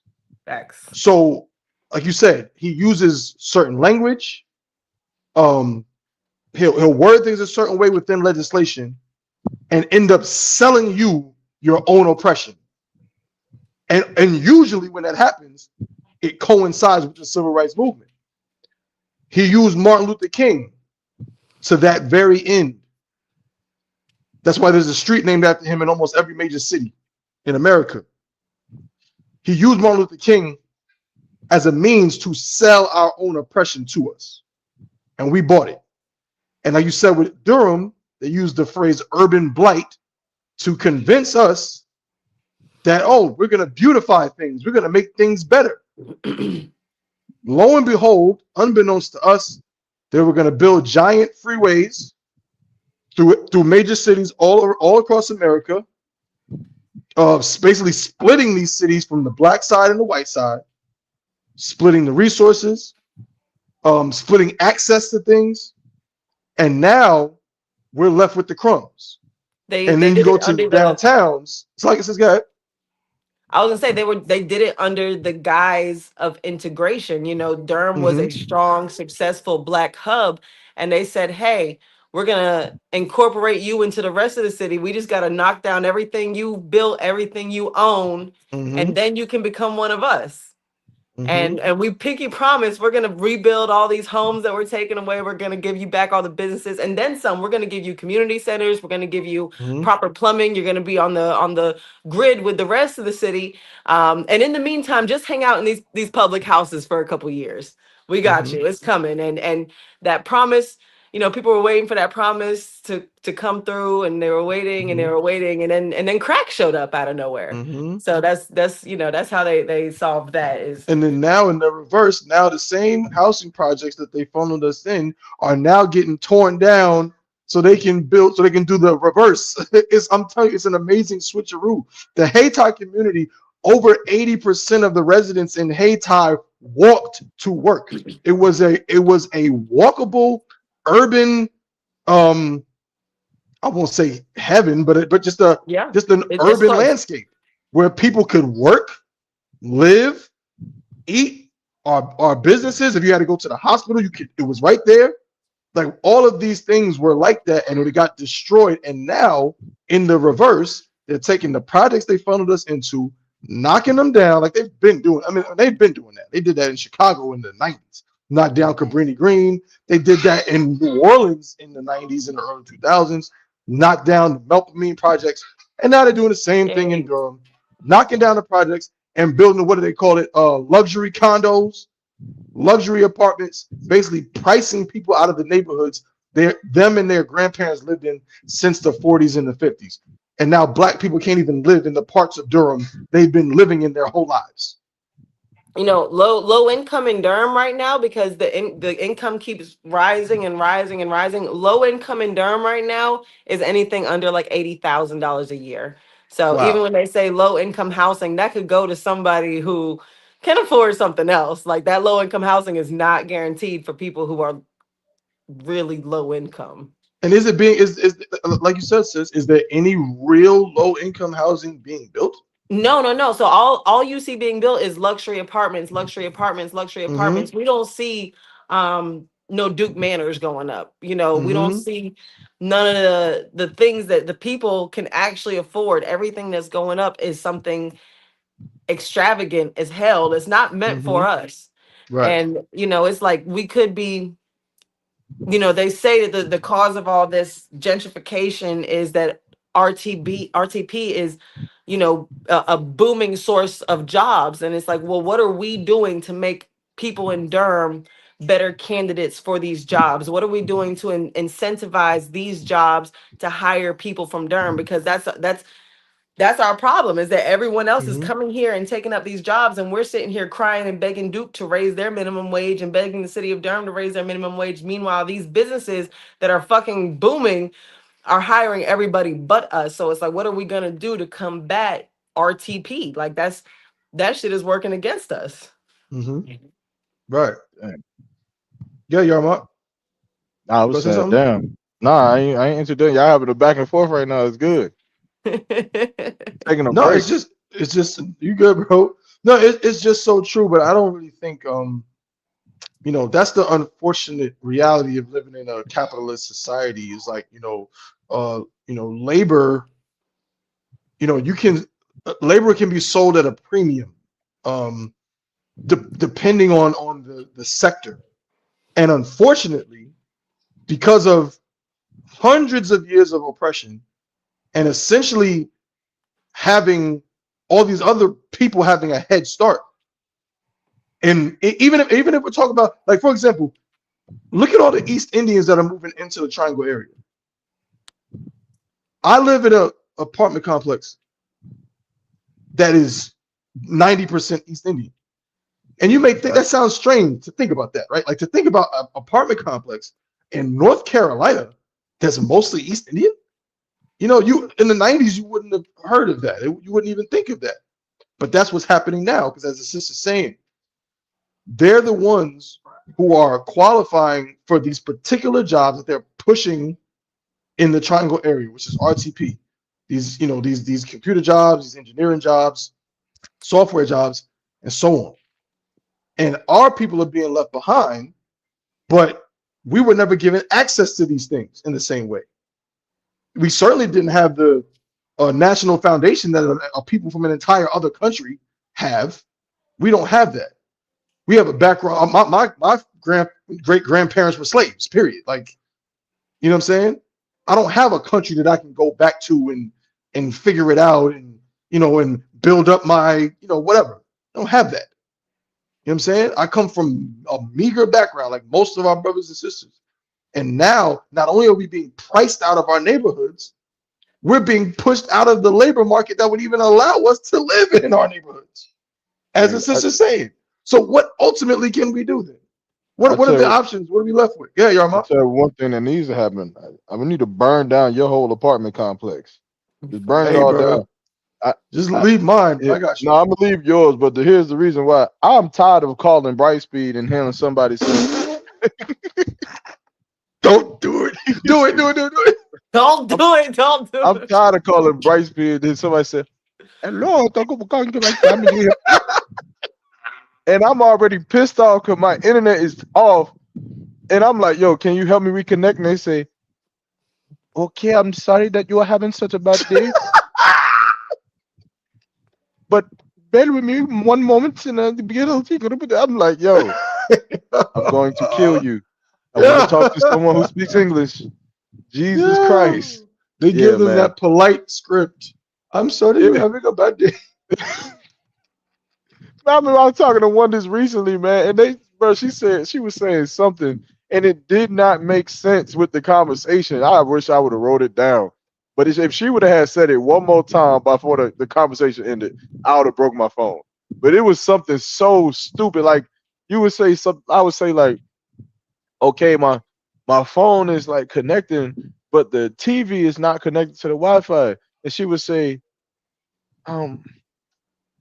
something stupid. Like it wouldn't make sense. Like usually somebody would be like, okay, I understand the problem now. Yeah, but it was something else. Like I remember you told me what it was, bro, but I can't remember, bro. I can't remember. It was dumb, and I'm just like, she said it over and over and over and over and over again. Like it was like something like bad day you are having or something. Yeah, it was like, yeah, I'm like, yeah, so I can't connect my phone. I could connect my phone, but my TV's not connecting. She's like, oh, bad day you're having right now. So and I'm like, yo, stop saying that shit. Stop saying bad day I'm having. Like, if you say that one more time, you're gonna have a bad day. Bitch, you on a bad day. What the fuck? Like, damn, so they definitely taking all the jobs, but they giving them the craziest jobs, like communications. Why the fuck is you making these people get jobs in communications? Because in a capitalist society, the number one thing, remember, it's open market. It's a free enterprise. The number one thing in any business is to do what? Buy low and sell high. So if you outsource your workload, your workforce to a place where the like monetarily, the difference between a US dollar goes for more there. So you can give them, put it like this, if I imagine somewhere where $10 is to them worth $25. So now I can pay you $50 a week and you'll feel rich. All right, y'all. Let me go deal with my son. I'll catch y'all later. All right. No sweat. Shalom, sis. All right. Yeah, so I can pay you $50 a week and you'll feel like, oh, I made it. Mm-hmm. And guess what? But I'll still make the same profit on this end. So it's like, that's why they do that. They outsource it so that way they can just increase their profits or whatever. But they don't care about the fact that niggas over here don't got jobs. They don't care about that. They don't, and they damn sure don't care about you having to talk to the lady saying bad day you were having. They just need somebody to talk to somebody. Man, I can't wait for the day I call one of them motherfuckers and somebody be like, hey, what's going on, boss? How can I help you? And I'm gonna say most times, hey, nigga, bro, let me tell you, dog, I'm trying to play 2K. My shit is lagging, dog. Help me out. And I'm like, bro, I know exactly what the fuck you got going on. Let me look at your modem real quick. Yep, I see the problem, bro. Look, this what I'm gonna have you do. I'm gonna have you unplug that joint, wait 30 seconds. Matter of fact, they always say wait 30 seconds, bro. You just wait like 5 seconds, put it back. It don't really matter. And then after that, I'm gonna go ahead and reboot your whole system, and we're gonna have you I'm gonna get you that jump shot green bean right back in the game. Like, appreciate that, bro. That's all I want. That's all I want. You having a bad day? Bad day you are having? Bad day you are having? I ain't gonna lie though, bro. She said they have a lot of props they're required to use because of the recorded line. Yeah, I get it. I get it. A prop is cool until it sounds like, according to me, cool. Well, hello. Am I speaking with Mr. Yo, you know what I love, bro? I love when you get a call and it's obviously like a telemarketer or what they call it. You know how pop up on your phone like a scam or something? A debt collector. And they be like, it'd be some motherfucker that you know is from Mumbai. And he'd be like, hello, my name is Jonathan Jones. And I'm like, no, your name is not Jonathan Jones. Why are you lying, man? Be lying like hell. No sweat. I guess that's what makes America great. I gotta talk to some Gumpty. Nigga, you know your name is Vishnu. Get the fuck out of here. My name is Vishnu Abdur. Vishnu Abdur. Right. Talking All about right, some Jonathan Jones. That's crazy. man. Hey, look, I want to talk about this real quick. I'm gonna share my screen. Count. There was a superintendent in North Carolina, Chapel Hill, Carrboro area, who is under fire, man. Let's see What'd he what he's do? under fire for. Share my screen. I believe this is it. Can't believe you don't got no strong, bro. That's crazy. I found a little bit. What's on crazy? BDSM All right, check this out. Ridiculous, and I will not entertain it. Of course you would. You didn't know anything today again. You're clueless. Move on, let's move on. Okay? Well, then explain to me a book titled Granddad's Pride that openly depicts two men in BDSM outfits making out is currently available in your elementary schools. So is sexual imagery allowed or not?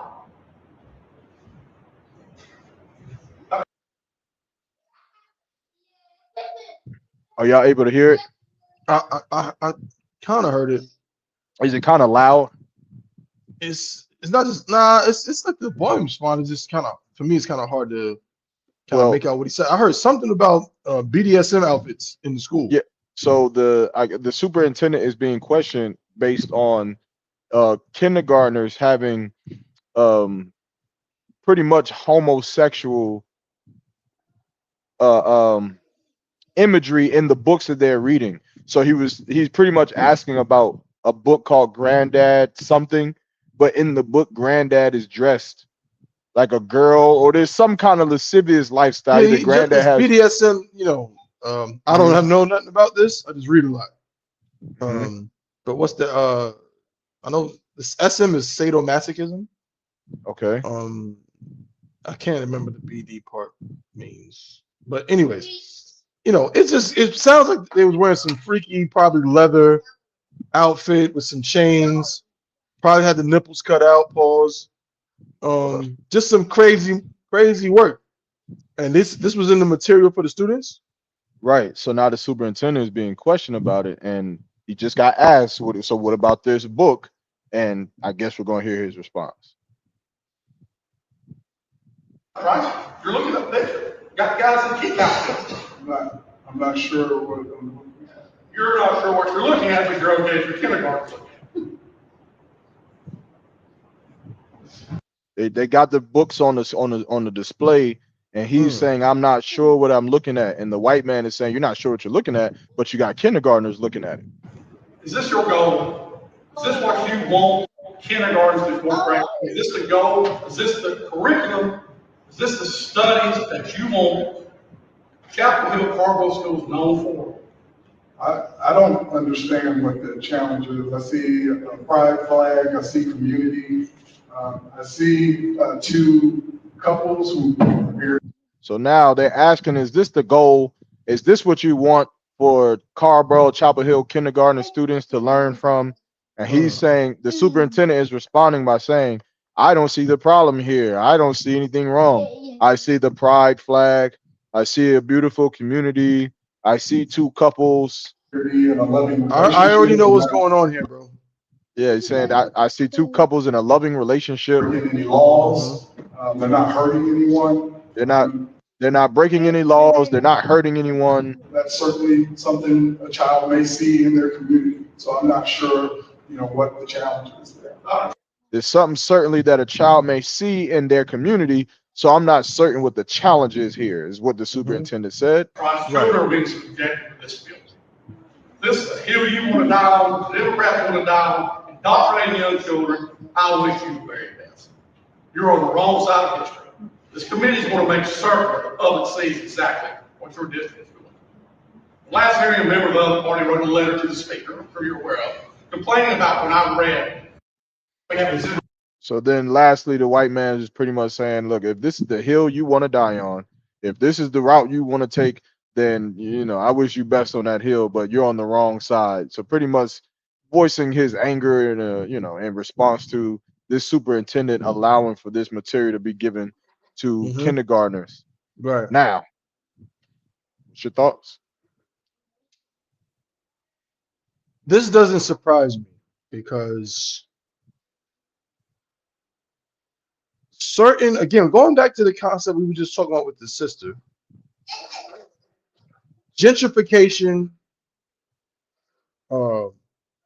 urbanization, so on, it all ties in together. And basically what I'm saying is it doesn't surprise me that in the area you just mentioned, Chapel Hill, Carborough, it doesn't surprise me that this politician or whoever he is it the mayor? Who is it? He's a superintendent. He's the superintendent of a school. It's like it. Superintendent of a school. It doesn't surprise me that he's going to say things like, I see loving couples. I see things that a child might see walking down the street. I'm not sure what the challenge is. It's like, I'm not surprised because guess what? Probably a lot of those type of kids or the parents of those kids go to them schools. I guarantee you out in that particular area you said, now this is all over the country, but in certain areas you have these liberal minded rainbow flag waving hippies, basically. You might have a lesbian couple that makes a ton of money. One of them is a writer and the other one is, I don't know, she makes flower pots or something, and they own a house in Chapel Hill and they got an adopted child and they send that child to one of these schools. Well, guess what? They're going to want their superintendent to be an ally. So it doesn't surprise me that this type of thing is happening with the way the world is and in that particular area you mentioned. But just my opinion on what's being said, of course, I find it absolutely ridiculous. When I was growing up, and I'm very old, but when I was growing up, we didn't see those type of things in books. But I'm from New York City, and guess what? I did see those things. So when you say, "Oh, this is something somebody might see," I saw a lot of crazy stuff. You know what I'm saying? My grandmother take me to a Knicks game in Manhattan. I go to Madison Square Garden, or we walk up to Penn Station. I saw a lot of things, and guess what? Because I didn't see them in textbooks, I asked my grandmother, "Nana, what is that? Why are they doing that? Hold up, those are two men. Dad, those two women." And because it wasn't normalized in the curriculum in the schools that I was in, it always mentally was something that was outside for me. And so to push against that, I'm gonna land my plane, but to push against that, to take that from a child, to take the ability to see something and be like, whoa, whoa, whoa, whoa, whoa, what is this? This is weird. To take that from a child, to me, is child abuse. It's child abuse, and because you can't compare it, because they'll say, well, I see two loving, one will be a regular mommy and daddy, and one will be two men in leather with leather whips and stuff like that. I just see two loving couples. Well, what are you teaching your child? Well, you're actually teaching your child that not that sexual deviancy and that lasciviousness is on an equal playing field with a normal marriage between a man and a woman. That's what you just vicariously taught them. By you trying to coddle them, or better yet, be an ally and not say, oh, well, they're different. You just told that child that a man and a woman being in a marriage, living their lives, is the same as two men who not only are together as men and they're homosexuals, not only are they two men together as homosexuals, but also you're also putting their kinks on Front Street because they like to wear leather and be freaky and weird.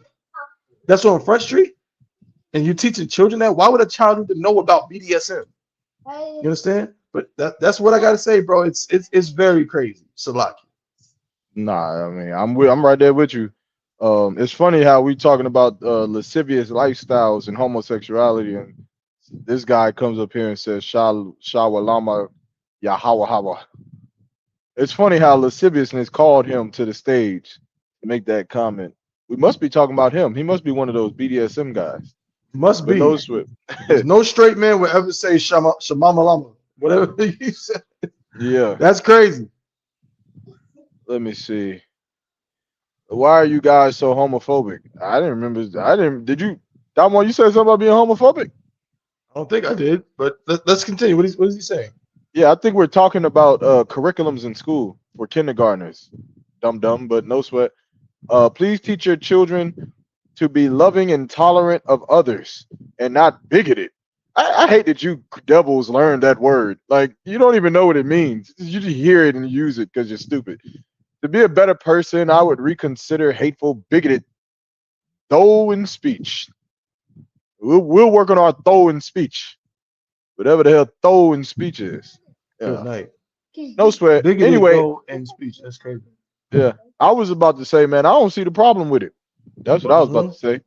I don't see the problem with you know, having homosexuality in the schools. You know, I don't see the issue, man. I mean, what could be the issue? I mean, seriously. I mean, if you want to push books that show homosexuality and stuff like that, I feel like you should be free to do whatever you want to do. People should be free to live however they want to live. You understand? Like, I don't see the problem because, you know, of course, for it to be a problem, you would have to tell me according to what. If it's a problem to show lascivious relationships and lifestyle inside of children's books in kindergarten, then you would have to tell me it's a problem according to what? It's not a problem according to America's laws. Barack Obama changed that. You can marry a man. Same-sex marriage is legal in America. You can do it. It's not a problem in the Christian church. It's no issue in the Christian church. In the church, if you want to marry another man, you can do it. You'll still get salvation and make it to heaven. So I'm just trying to figure out what, according to what, is the problem? In the Christian community and American society, they should have no problem with this. They should accept it.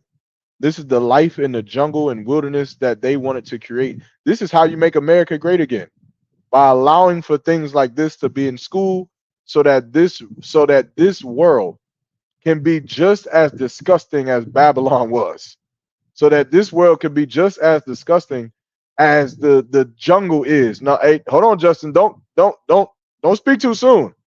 Don't speak too soon. But there is no problem. Now, of course, for us, we understand the problem, because if you allow these things, then maybe you should allow me to rob you. Maybe you should allow that. Maybe you should just allow me to sell your children drugs. Like your 8-year-old daughter who wants to do crack. Maybe I should be allowed to just sell it to her, and then we could put it in books. Double one. We should make a children's book about me selling crack to your child, and then we'll, show it to all the kindergartners, and we'll just appropriate selling drugs. I mean, smoking weed is legal, Double one. Am I not mistaken? You're on mute. Smoking weed is legal in America. It is. It's like it. Okay, well, if smoking weed is legal in America, then what's the problem? I mean, I think we should make a children's book and, just put, I don't know, people in there smoking weed. Yeah, why not? It's legal. It is legal. What would be the problem? This is the problem here is you. It's America. Because you have no foundation to stand on. And even when something seems insidious to you, you have no way to actually combat it, because you don't have a foundation to lay claim as to what the problem is. Right. This is what makes us better than you, Justin. That's right. Justin, this is what makes us better than you. When we say you should not put homosexuality inside of a children's book, we say it's a problem because it goes against God, dumb. It is a sin against God, you idiot. When we say you shouldn't put drug dealing, child molestation, rape, bestiality, incest, gang violence, black on black crime, all of these things that are destroying and plaguing our neighborhoods, when we say we should get rid of it, We say get rid of it, not because I said it, not because Tabawan thinks that it's such a bad thing, but because when you go into the Bible, it says that these things are sins against God. And That's we right. should not be adapting to it. We should be eradicating it from the face of the planet Earth. But you, Justin, you will allow for these things to happen because you are wicked. You're evil. You're a child molester. What does a child molester do? A child molester allows for other people's wickedness to shine so that it covers his, so Mhm. that everyone looks at him. Oh, he's a drug dealer. I mean, you got to allow him to live his life. He's committed incest. Well, you got to allow them to love each other. He's sleeping with another man. Well, love is love. He allows everyone else's wickedness to shine so that it overshadows his wickedness. His Mhm. wickedness is that he wants to sleep with your child. He Mhm. wants to molest your child inside of the church. He's going to molest your child inside of the school, and then you're going to be looking stupid. You're going to look stupid as you face the man who molested your child because you thought he was a love everybody kind of guy. He said, man, you should have more love in your heart. You should have more love. You shouldn't be homophobic. That's a homophobia. Homophobic is the gayest word I've ever heard in my life. You think that I have a phobia of some man because he sleeps with another man? You think I'm scared of him? What the fuck do you think that means? I'm homophobic. Like a homo walks into the grocery store and we say, oh shit, Thaba, there's a homo. We got to run. We got to get out of here. I don't give a damn about you being homophobic or homo or not. You are a disgusting piece of garbage. That's what you right. are. You're a disgusting piece of nasty, disgusting garbage, and God is going to kill you. Just live with that. Go to sleep knowing God is going to kill you with AIDS. You're going to die on a deathbed with AIDS. You nasty piece of garbage. Nasty. Just disgusting. Damn. And then to give it to children. To make children think that it's appropriate for a man to sleep with another man. You nasty piece of garbage, disgusting devils, man. You got to be sick, man. Don't you believe in science? Don't you go to school? Don't you know that procreation can never happen with two men having sex? So if everyone in the earth decided to be homosexuals tomorrow, what would that mean for the human race? Somebody blow my mind. If every man tomorrow say, you know what? We're going to all accept the lifestyle of homosexuality. No longer will men have sex with women. Women will no longer have sex with men. Everyone would just be homosexual and sleep with their own race or gender. What would happen with the human race?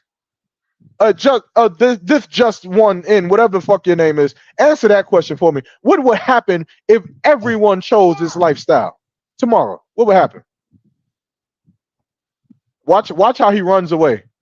He has so much to say. Watch how he won't be able to answer this question.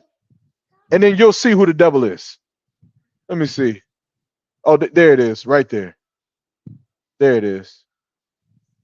You guys take it easy. Yeah. Yeah, I'm sure. Us guys take it easy. I'm sure. Yeah. Yeah. Yeah, just know this. There are certain lifestyles that people could choose. You could choose to be vegetarian. That's a lifestyle choice. You could choose to be a vegan. Now instead of leaving, now he comes back and says you couldn't even define science. That's fine. I have a computer in front of me. I could Google it. It's not a big deal. Either way, you can't answer the question. You can't answer the question. What if everyone decided to choose a homosexual lifestyle tomorrow? Answer the question. He don't want to answer it. He's not going to because he's a mass murderer. Homosexuals are mass murderers. Their plan just hasn't taken full effect. Yeah, you're trying to make the human race to go extinct. That's the answer. In case you're just too stupid to know. If everyone decided to choose a lifestyle of homosexuality, within years the planet would just go extinct. Yeah, mass murderer. You hear that, but you don't hear it. You don't hear the. You should be answering the question. You're a mass murderer because if everyone decided to be homosexuals, within years the human race would go extinct. everyone would die, and no one would have babies to replenish and procreate on the face of the planet Earth. Humans would disseminate, and rhinoceroses and lions would rule the earth. They'll rule the whole goddamn earth. It'll be rhinoceros in Wall Street, Tabwan. It'll be giraffes in Durham, North Carolina, Fucking taking your order Jumanji. from. Yeah, it'll be Jumanji, because there would be no people. Because you wanted to have sex with some man because you're a disgusting, sick, nasty, mentally ill, deprived, deranged creature. You're And disgusting. It's a lot. Yeah, and the unfortunate part is that man that did that to you when you was a child, it was a horrible thing that happened to you. Yeah. And we actually, believe it or not, you look at us like we just evil, horrible men. But the reality is we 100% believe that is deplorable what happened to you. And we pray for a world where it can never, ever happen to another child ever. But what you should not do is you should not take that trauma and turn it into a lascivious lifestyle. That's what you shouldn't do. And unfortunately, a lot of people, it happens to them. You know what I'm saying? A lot of brothers get molested when they're very young and they become hypersexual. Now, because that man did something to them when they were 6 or very young, now, you know, they have a mental, like a chip on their shoulder. They want to go conquer women so they can feel more like a man. You know what I'm saying? Some brothers, it's the opposite. Some brothers had that happen to them. And now, to feel less like a victim, they go out and act as if they almost like they wanted it to happen. Like, you know, no, this is how I am anyway. And that seems to be kind of what you're doing. And we, again, if you are a white man, then you can't come to our school. But what we will say, sir, you know what I'm saying, is that is very terrible what took place. And we want you to heal from that and not live that lifestyle. In our kingdom, that lifestyle is not going to be accepted. And again, sorry that took place. You know what I mean? But now you're a grown man. You got to do better now. It's like, yeah, I'm the bad can't cop. live off that. I'm the Oh bad yeah, that's cop. me. Yeah, that's yeah. Yeah, he the good cop. I'm the bad cop. Yeah, that might be a skit. He said nothing to heal. He said nothing to heal. Well, then fuck you. How about that? Nothing. He said what? He said nothing to heal. He's good. He doesn't need your healing. He doesn't need what you just said. Yeah. So you decided what happened to you was okay. Okay. Yeah, people are gay without being abused, dipshits. Listen, I'll tell you why people who are homosexuals who were not abused into it, in which I don't even believe that. But people are homosexuals because of influence. Exactly. They're homosexuals because of influence. You know how like when you go to Philly, what do people in Philly just rave about a certain food that they eat? What do people in Philly cheesesteaks? Philly cheesesteaks. You go to Philly, people just they talk about Philly cheesesteaks like it's the next thing to God's green earth. Like it's the greatest creation by God. Philly cheesesteaks. Then you go to Louisiana, and what do people in Louisiana? They just rave over the food choices they have. Gumbo. You go to Louisiana and goddamn gumbo and crawfish. Then you go to New York, and New York, you know you got to stop up there and get that what? That pizza. You got to get that New York slice of pizza, man. Come on, man. There's certain places you go, and now is the black man in New York different from the black man in Philly, different from the black man in Louisiana, or are they all black men? They're all black men. There's a difference here. There's something happening. There's a phenomenon here. There's a reason why a New Yorker hates Chicago pizza. It's still pizza, but a Chicago person hates New York pizza and loves Chicago. There's a phenomenon here. And I know white people are stupid because white people have been, just mistreated, and their education system is shit. It is shit. White education has dwindled. White people are not smart anymore, Thabon. They used to be smart. Now they're becoming so stupid. I think it's the drugs. I think the opioids is destroying white people. But here's the reason why they're so different. It's because of influence, dumb. It's because someone was born in New York. And when they was born in New York, they heard Thabawan raving about this goddamn pizza. And they said, well, I got to go get me something. I mean, Thabawan, you was eating this pizza when you was 3 years old, weren't you? I was. He was eating a pizza when he was 3 years old. Well, let me tell you something. There was another 3-year-old black man who was eating Chicago pizza at 3. That's And right. some Chicago 3-year-old black person was eating gumbo at 3, Mm-hmm. and someone else was somewhere else eating something else at 3 years old and being exposed to it. And then when they got older, they believed that this was the best thing. That's right. They That's believed it. it. And now you lived in a household where you were exposed to homosexuality. Yeah, you looked at it, and your uncle, your school teacher, the neighbor, the next door was gay, and you looked at it, and someone told you that it was good, just like someone told Tabawan that that pizza was tasty, Mm-hmm. and then you believed it, and then you Mhm. grew up, and then you became the thing that you were influenced to love. That's right. God would not have you love that thing.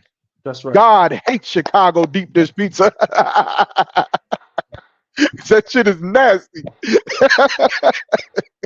And so is homosexuality. And so Damn are right. you. You disgusting piece of shit. Now go on to a podcast with some other people and waste their time. God, shout out to Iowa Lum.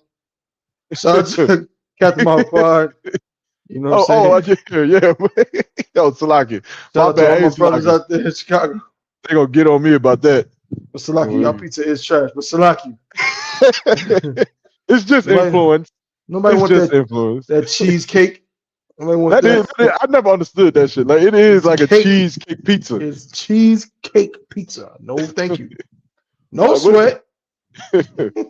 No sweat, man. Hey, look, this been one hell of a show.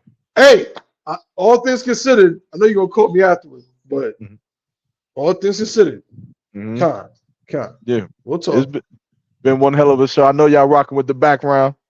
You see me? You feel me? Y'all know I had to rep, man, in the crib with it. Woo! Yeah. One West to the death. I seen that. I said that shit fit perfectly right there. Yeah, But that's what. Mike Shaw said, I don't know if they've ever been smart. He said, take it up with your God. God is with an uppercase G. But educate system. No sweat. Cheesecake man. pizza sound good. No sweat. No sweat. This been a hell of a show. I definitely want to give a shout out to my co-constituents, Officer 1000 Thabawan, Officer Makawa could not make it tonight. All of the brothers that helped, with the show, with the setup, with supporting it, liking, comment, sharing it, all of your efforts is not going unnoticed. All of the people, all of the sisters, man, the sisters, y'all really make the show go, make the show go round. Y'all know that song? Yeah, the people make the Make the world world go go round. round. Yeah, Yeah. you sisters, man, rocking with us. Y'all really make the show worth it, man. Just being able to interact with y'all up here. Also want to give a special shout out to the sister Rachel. Rachel again, man, second time on the CBP, giving us some fire content, having some great conversations. I know y'all was able to enjoy it. Again, y'all want to check her out, man. Y'all can check her out on Facebook at Rachel Linnell. She's doing some things, man, and we're gonna see when she comes into the school. I'm telling that sister, when she come into the Israelite School of UPK, her work is gonna magnify.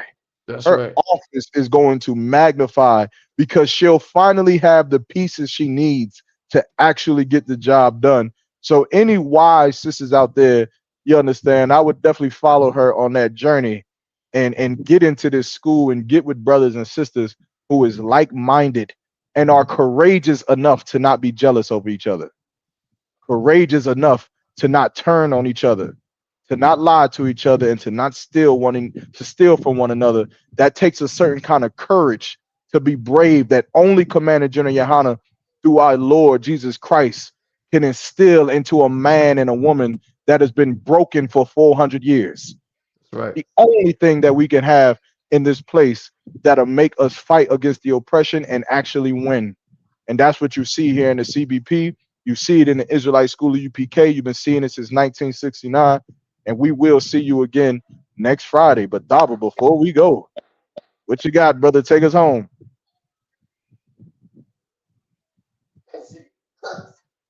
Huh?